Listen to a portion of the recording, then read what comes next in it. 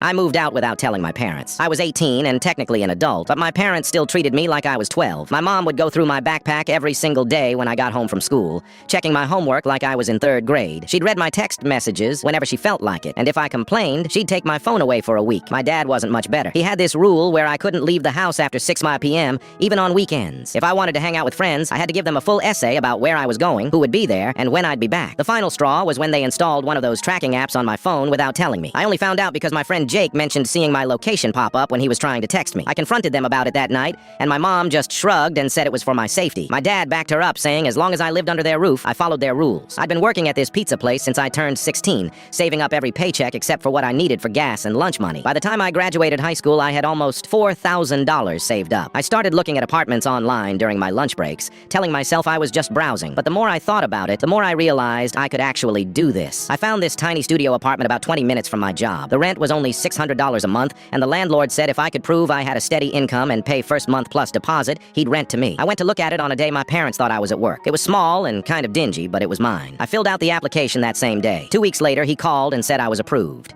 I could move in the following weekend. That's when it hit me that I was actually doing this. I felt sick to my stomach, but also kind of excited. I started slowly moving my stuff out. Every day after work, I'd grab a backpack full of clothes or books and stash them in my car. I told my parents I was staying late to help close the restaurant, which wasn't totally a lie since I was picking up extra shifts to make sure I could afford everything. The hardest part was getting my bigger stuff out. I waited until they went to my aunt's house for Sunday dinner, something I'd gotten out of by saying I had to work. I loaded up my car with my dresser, my desk, and my TV. I left most of the furniture since it wasn't really mine anyway, but I took the stuff that mattered. I left them a note on the kitchen counter. I kept it simple, told them I'd moved out, that I was safe, and that I'd call them in a few days when I was settled. I said I needed space to figure out who I was as an adult and that I hoped they'd understand eventually. I left my house key next to the note. My phone started blowing up around 8 that night. Missed calls, texts, voicemails. My mom was crying in half of them. My dad was yelling in the others. They wanted to know where I was, if I was okay, why I didn't talk to them first. They said they'd always supported me and couldn't understand why I'd do this to them. I turned my phone off and didn't turn it back on until the next morning. I had 37 missed calls and way too many texts to read through. I called them back and told them I was fine,